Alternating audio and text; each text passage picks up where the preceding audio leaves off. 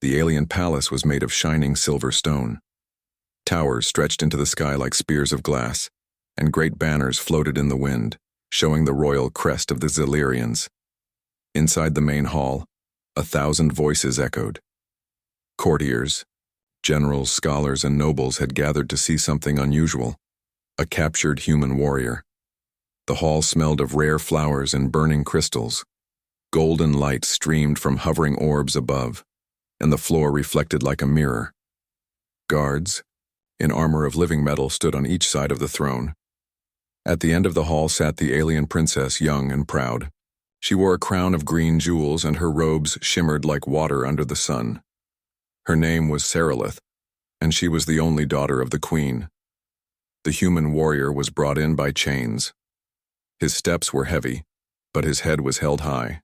His clothes were torn, and his face was marked by many scars.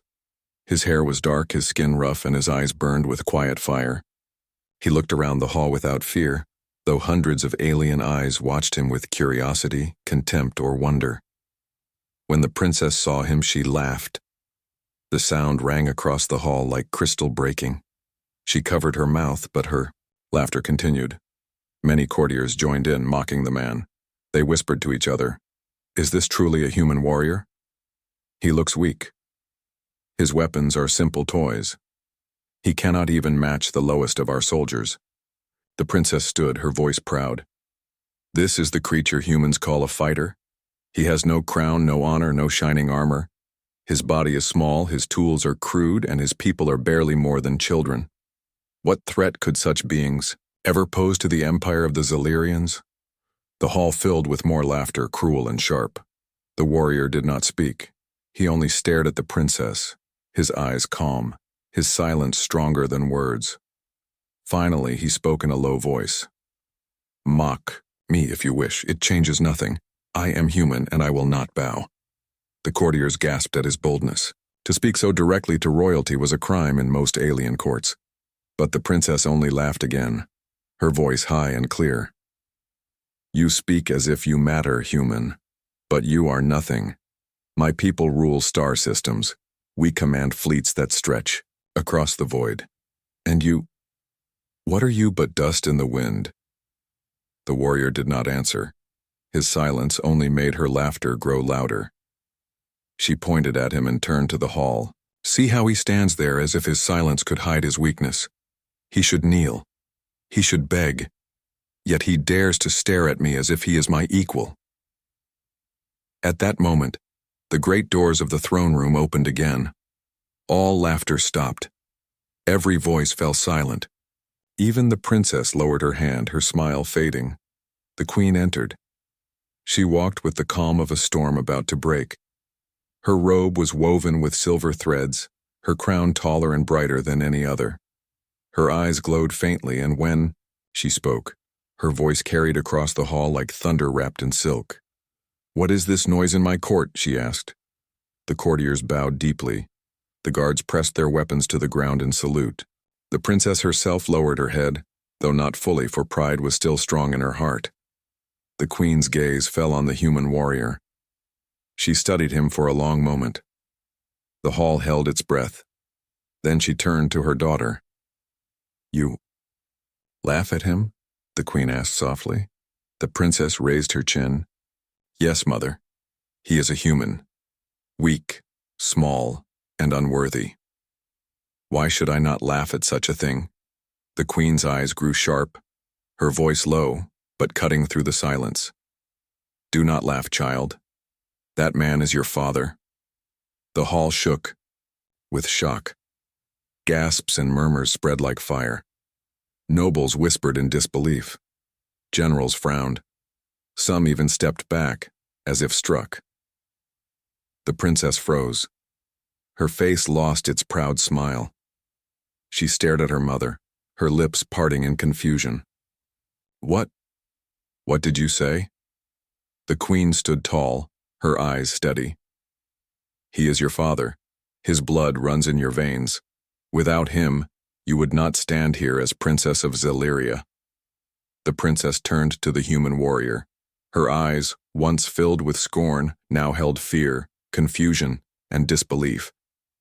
She searched his face, trying to find some trace of truth. His eyes, calm and steady, met hers. He did not smile. He did not speak. But in his silence, she felt the weight of her mother's words. "No," the princess whispered. "That cannot be true. It is impossible.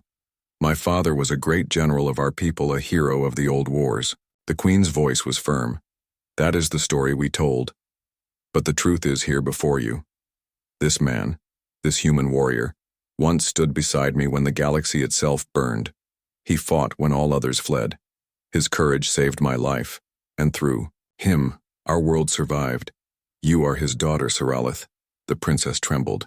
Her pride, built upon the greatness of her people, now felt like sand slipping through her fingers.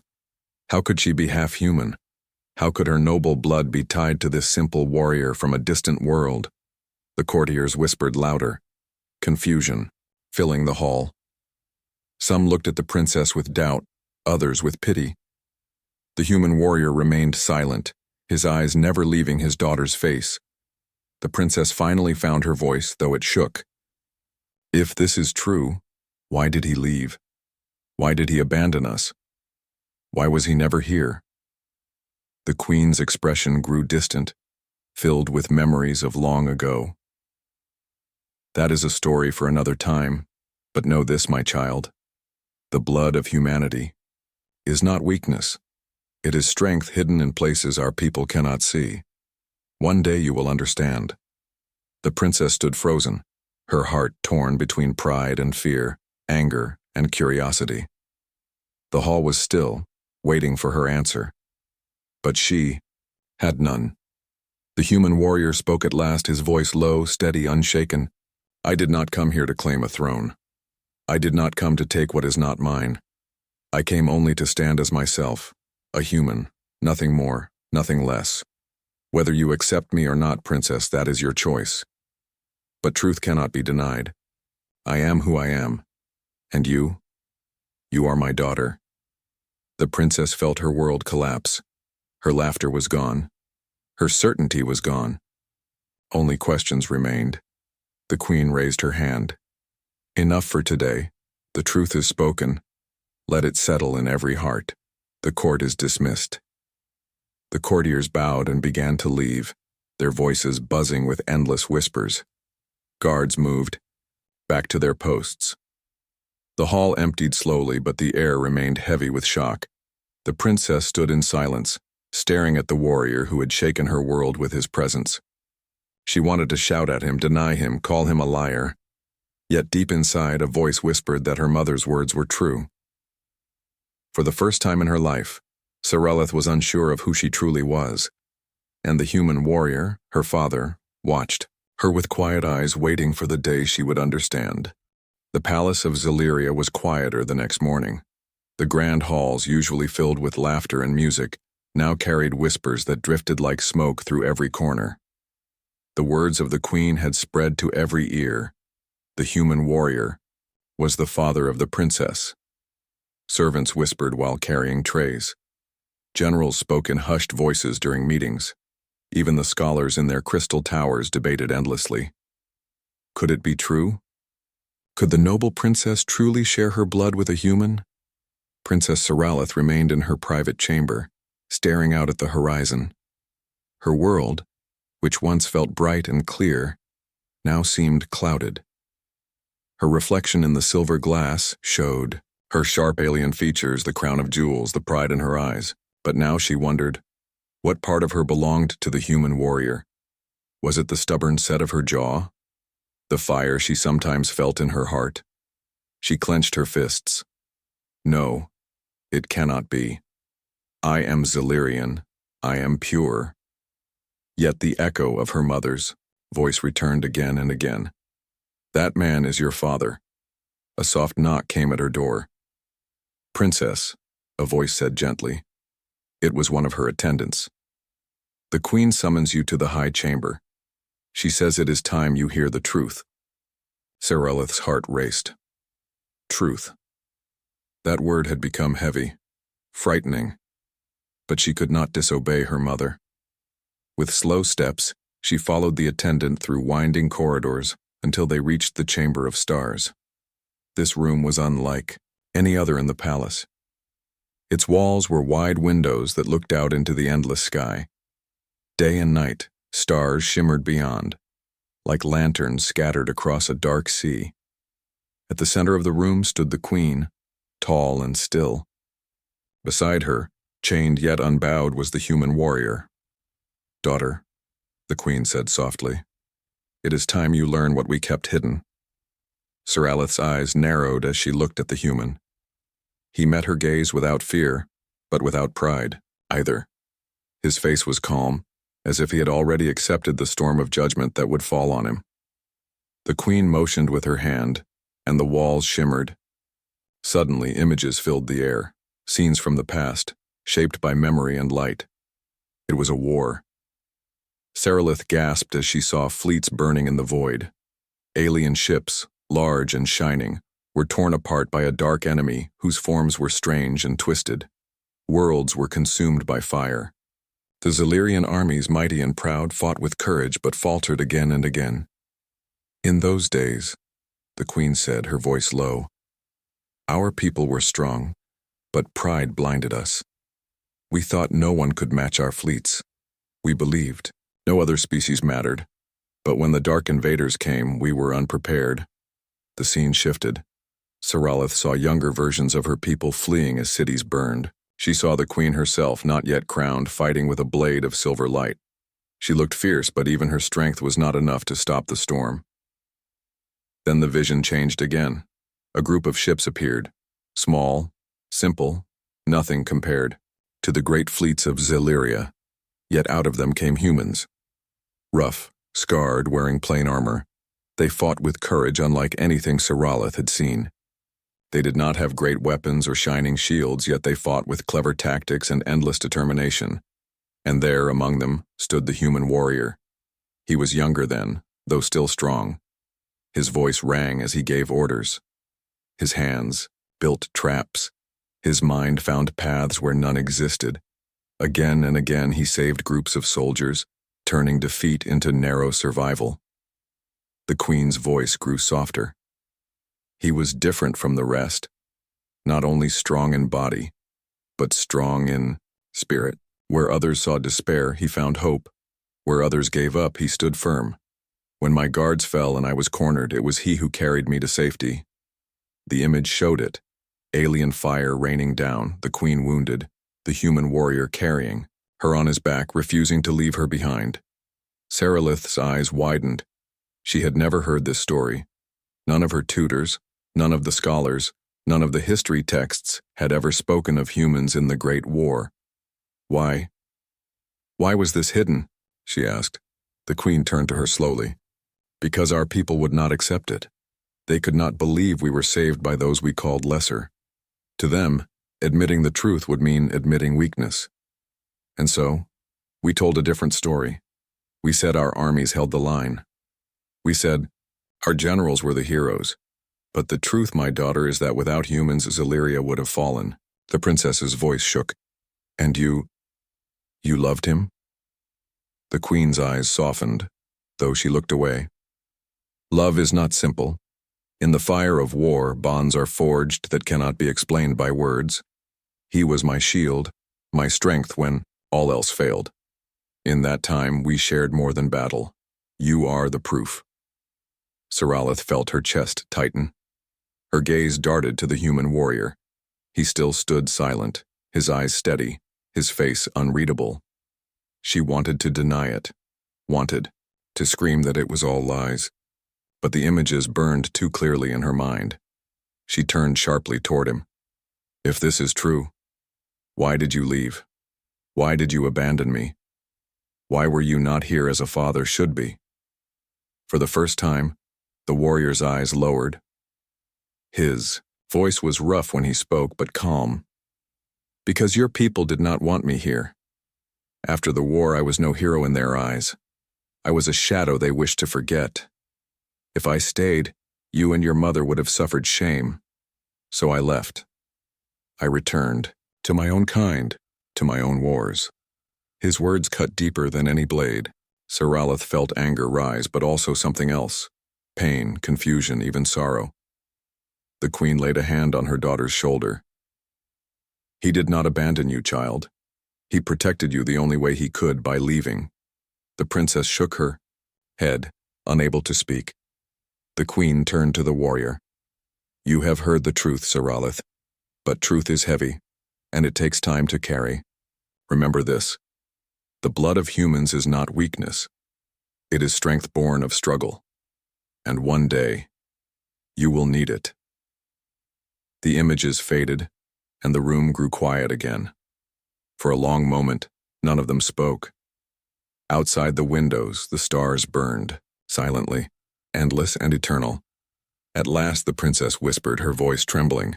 If what you say is true, then I am not who I thought I was. I am not only Xelirian. The queen's hand squeezed her shoulder gently. You are more, my daughter. You are the bridge between two worlds, and that may be your greatest strength. But, Saralith turned away.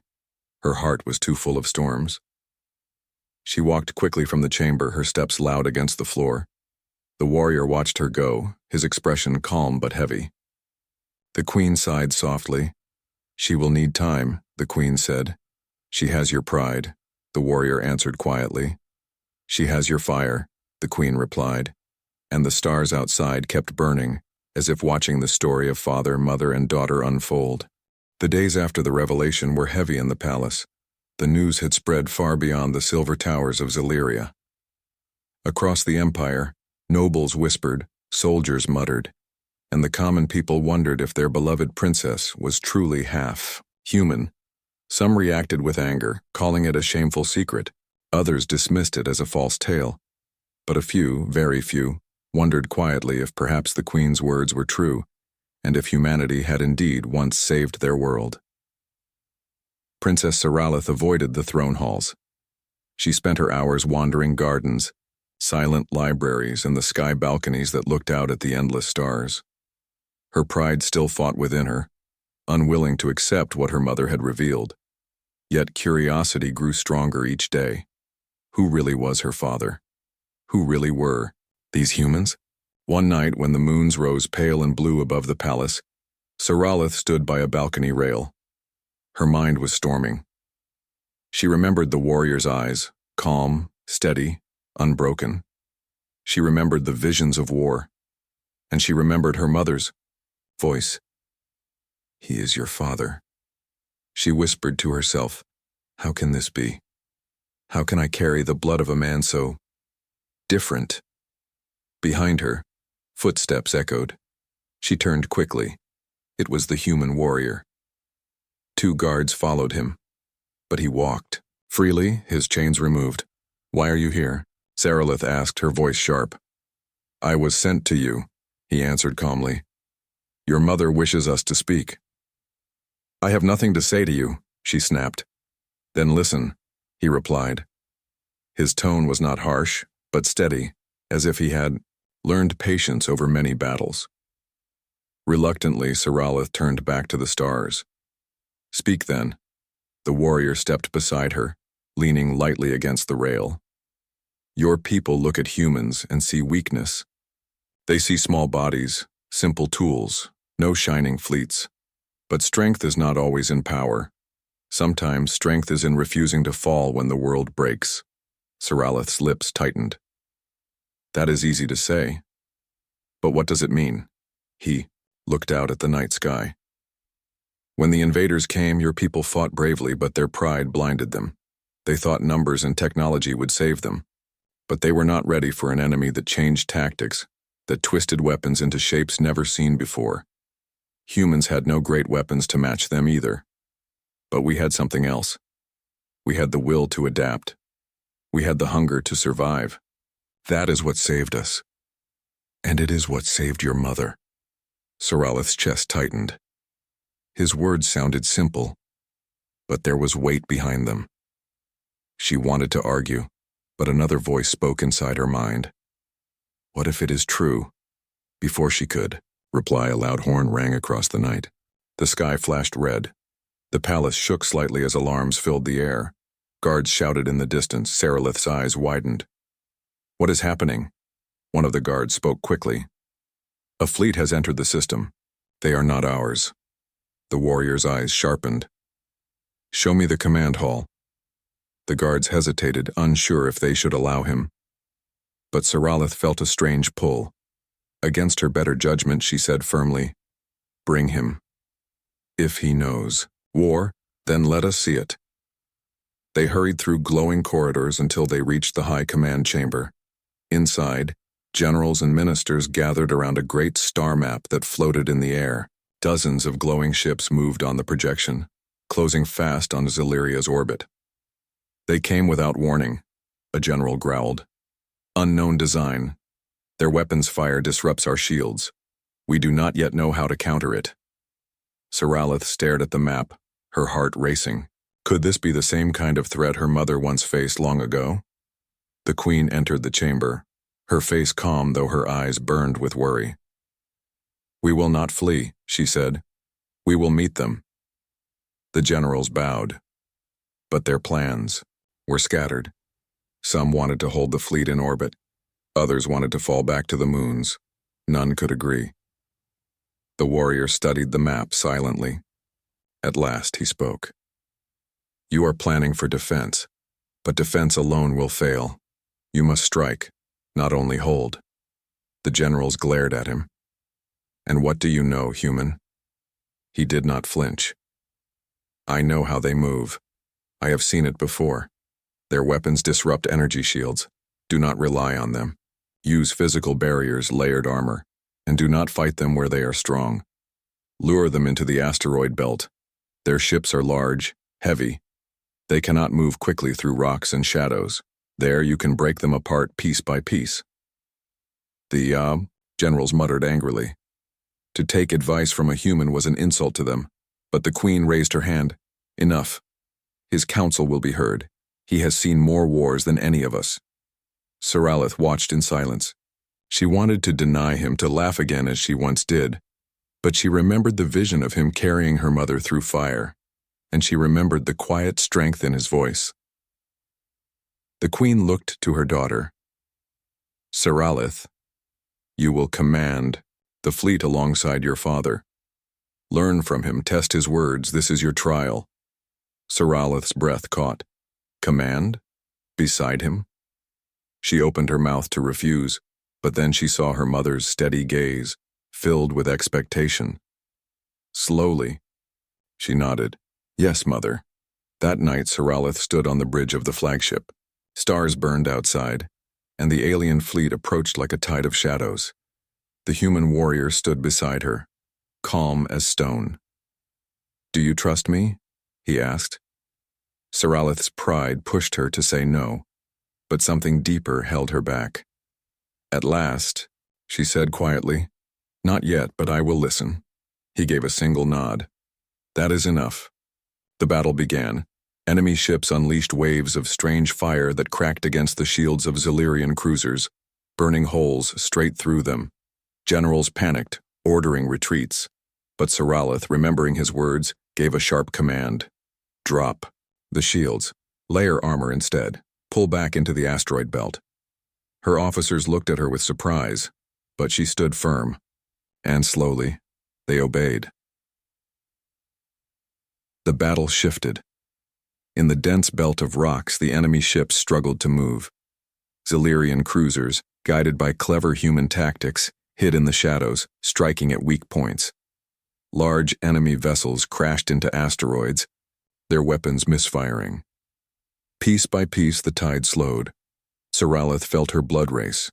She had never commanded in true war before, but now she felt fire in her veins. The enemy faltered, and for the first time, she saw victory as possible on the bridge. The warrior stood beside her, silent, letting her lead, yet she felt his presence like a shield at her side. Hours later, the enemy fleet retreated, limping away into the void. The system was safe, for now. The crew cheered. Generals sent reports of triumph. The queen's voice echoed across the fleet, proud and strong. But Saralith stood quietly, staring at the stars. For the first time, she understood that the human warrior's strength was not in his weapons, but in his mind.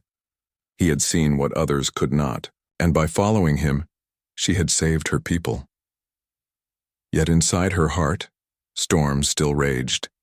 She whispered to herself, "If this is the strength of humans, then perhaps I do not know who I truly am." The warrior turned his head slightly, as if he had heard her words, but he said nothing. His eyes remained calm, watching the stars where more battles might yet come. And so, the bond between father and daughter began, not of love yet, but of shared fire, tested in war. The enemy retreat brought only brief peace. The Zilirian fleets had survived, yes, but the shadow ships had not been destroyed. Scouts soon reported that the enemy was gathering again. This time not in dozens, but in hundreds. A storm of fire was coming, and it would fall not only on the palace world, but on every colony in the system. The palace council met in the Hall of Stars. Generals argued fiercely, their voices echoing across the shining chamber. Some wanted to gather every fleet and make a last stand above the capital. Others wanted to scatter, protecting only the strongest worlds. Fear filled the air like smoke. Princess Saralith sat near her mother, her eyes dark with thought. She remembered the battle in the asteroid belt, the way her father's tactics had saved them. Without him, the enemy would have crushed them already. Yet even now, many generals glared at the human warrior, unwilling to trust him. The queen's voice silenced the noise. "We will not flee. We will not hide. If the enemy comes with all their strength, then we will meet them with all of ours. And this time, the princess will lead." The hall grew silent. Saralith's heart leapt in her chest. Led? Truly led? Not as a student beside her father, but as commander of the whole defense? The queen looked at her with calm eyes. "You are of two worlds, my daughter, Zilirian and human.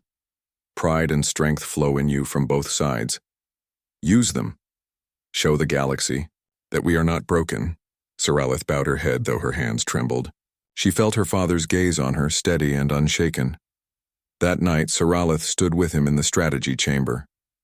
A great map of the system hovered in the air, glowing with starlight. Enemy signals flickered like red sparks at the edge. "They outnumber us 5-1, Saralith whispered. Her father nodded. "Yes, but numbers are not everything. You have seen it before." She turned to him sharply. "Do you think we can win?" He studied the map. "If we fight where they are strongest, no. If we use only pride, no. But if we fight with mind, if we use every shadow, every rock, every weakness, they can be broken." Saralith clenched her fists. "Then teach me. Guide me. We will not let them take our world." The warrior looked at her for a long moment. "I will fight beside you. But you must command. The people will not follow me, they will follow their princess." Her breath caught. The weight felt enormous. Yet deep within, she felt the fire awaken again, the same fire she had felt in the asteroid belt. Slowly she nodded. "Then let them follow me." When the enemy came, the sky itself turned red. Their fleet filled the stars like a sea of shadows, wave upon wave, endless and dark. Their weapons blazed with strange light that tore through energy shields as if they were paper. The Zilirian fleet waited near the moons, spread wide and ready. Saralith stood on the bridge of the flagship, her crown replaced by a commander's helm, her robes by armor. Her father stood behind her, silent, a shadow of strength. The enemy struck first. Beams of light cut across the void, breaking apart two Zilirian cruisers in an instant. Panic rippled through the fleet. Officers looked to her, their faces pale. Saralith took a deep breath. Her voice rang clear. "Do not scatter, pull them closer, draw them between the moons, let them believe we are breaking." The order went out. Zilirian ships shifted, feigning retreat. The enemy, hungry for easy victory, rushed forward, breaking formation. They chased into the narrow space between the moons, where shadows fell thick and navigation grew difficult. The warrior leaned close, whispering, "Now." Saralith raised her hand. "Release the traps. Hidden mines. planted days earlier by human engineers and Xilirian workers together, exploded among the enemy fleet. Dark ships shattered, fire spreading across the void. Cheers rose across her fleet, but Saralith kept her focus. Do not celebrate yet. Strike their leaders. Cut off their command ships. Fighters sped out, darting through shadows. Enemy vessels turned wildly, some colliding with each other in the confusion. Piece by piece the tide began to shift, but the enemy adapted quickly. Their ships reshaped themselves, strange armor shifting like liquid. New weapons unfolded, cutting through mines and crushing smaller cruisers. The Xilirian line trembled. General cried out, "We cannot hold, we must retreat to the planet." Saralith's heart pounded. Doubt clawed at her mind. The enemy seemed endless. Could they really be stopped? She turned quickly to her father. His eyes met hers. Calm, steady, the same as always. "What do you see?" she whispered. "I see their pride," he answered softly. "They believe victory is already theirs. Use that.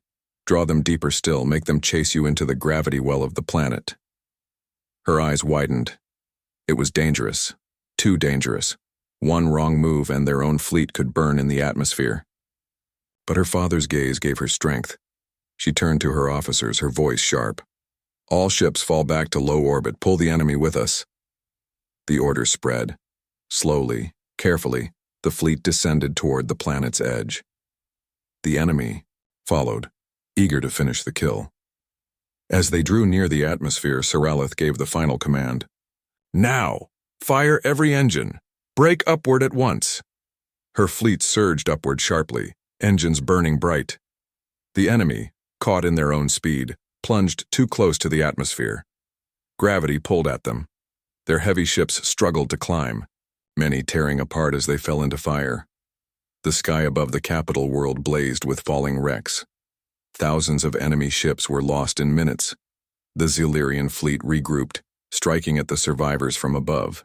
Victory, once impossible, now glimmered bright. But the battle was not yet over. The largest enemy ship, a towering fortress of dark steel, still remained. It pushed through the flames, its weapons tearing apart anything in its path. Saralith's ship shook as blasts ripped nearby. Officers shouted in fear. Her father stepped forward, his voice steady. "That ship will not fall to tricks, it must be faced directly." Saralith's throat tightened. "Then we face it." Her ship turned, charging straight at the enemy fortress. Blasts rocked the hull, but she stood firm. Her voice rang across the bridge. "All power to forward shields. Aim at their core. Do not break." The two ships clashed, fire against fire. For long minutes it was only destruction and flame. Then with one final strike, Saralith's flagship pierced the heart of the fortress. The giant ship split apart, burning into the void. Silence fell across the comms. Then cheers erupted from every corner of the fleet. The enemy, leaderless and broken, scattered into the dark. The system was saved. On the bridge, Saralith leaned heavily against the rail. Her body trembled, but her eyes burned bright. She looked at her father. "You guided me," she whispered. He shook his head. "No, you commanded. I only reminded you of what you already had." Her chest tightened. For the first time, she felt not only pride in her own victory but respect for him, for the human strength that had shaped her. When they returned to the palace, the people of Xiliria bowed to their princess, cheering her name. No one spoke of her human blood now. They saw only the leader who had saved them, but in her heart Saralith knew the truth. She was Xilirian, she was human, she was both, and the war was not yet over. The palace was alive with celebration. Songs echoed through the shining halls and banners flew high across the city. The people of Xiliria filled the streets, cheering their princess.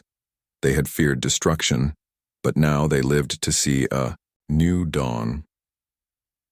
For the first time in memory, their voices rose not in sorrow but in triumph. Princess Saralith stood on the great balcony looking down upon the endless crowd. Lights glimmered like stars across the city, every voice chanting her name. She had led them in battle, She had faced the enemy and broken their pride, and now they called her their protector. Yet deep in her heart, Sarileth felt a strange silence.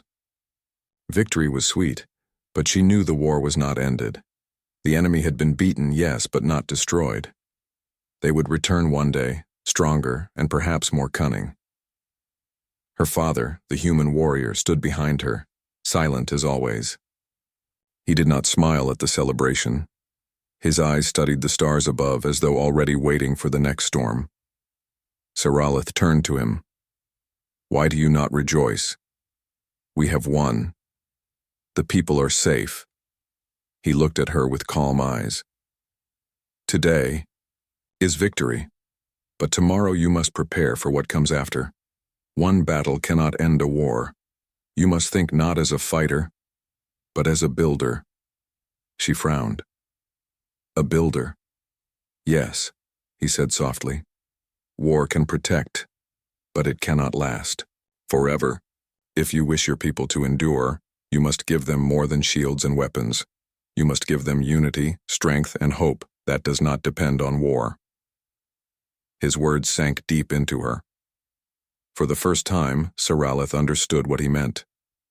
A leader could win battles, yes, but true power was not in fire. It was in peace. That evening, Sarileth met with her mother, the queen, in the quiet of the throne chamber. The queen's crown glowed faintly in the silver light, her face calm but weary.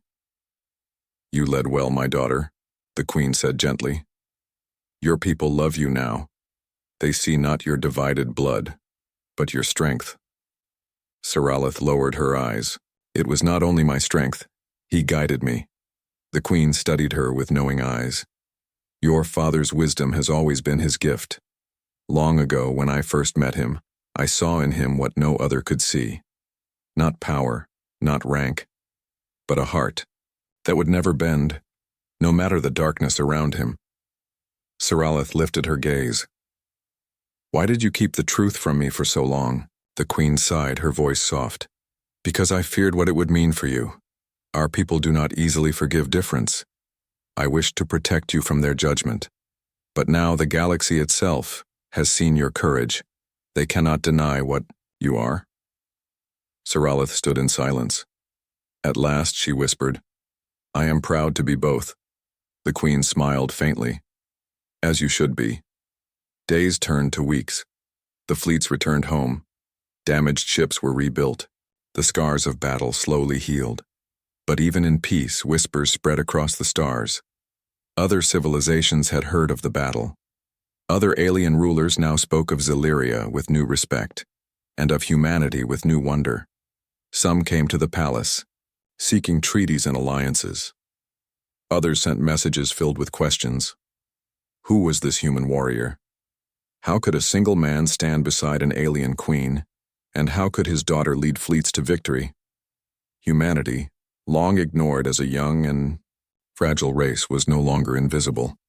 One evening, Sarileth walked with her father through the gardens of the palace. The air was heavy with the scent of silver flowers, and the night sky shimmered above them. "Do you ever miss your world?" she asked quietly. He paused, his eyes on the stars.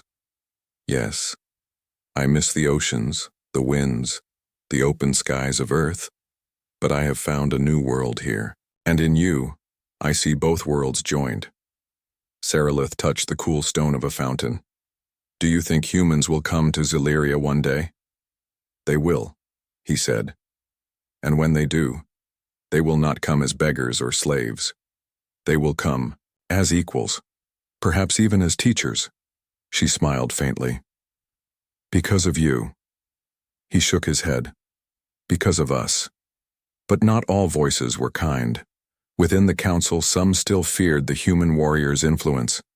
Whispers grew of danger, that humanity might rise too quickly, that Zillyria's princess might one day favor Earth over her own people.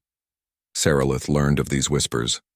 At first, anger burned in her. But her father's words echoed in her mind. A leader must build, not only fight. So she called the council together. In the Hall of Stars, she stood before them with her mother and father at her side. "You fear my human blood," she said boldly. You fear that it makes me less. But hear me now. It makes me more. It gives me the heart of two worlds, the strength of two peoples. You may resist it, but you cannot deny it. Without my father, we would have fallen. Without his wisdom, our fleets would have burned. Humanity has given us life. I will never be ashamed of that. The hall fell silent. Some looked away. Others bowed their heads. None could deny her words. Seasons passed. The princess grew not only as a warrior, but as a leader. She oversaw the rebuilding of colonies, the forging of new trade routes, the sharing of knowledge between Zelyria and Earth. And slowly, a bond grew between the two civilizations. Humans, once seen as fragile and small, were now welcomed as allies.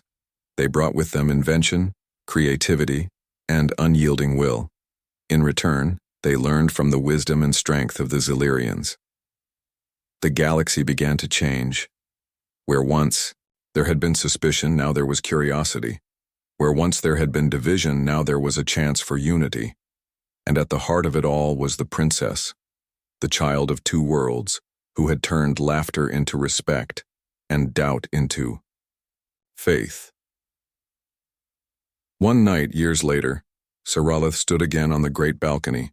The city below had grown brighter, its towers taller, its skies filled with ships from many races. The people lived not in fear, but in hope.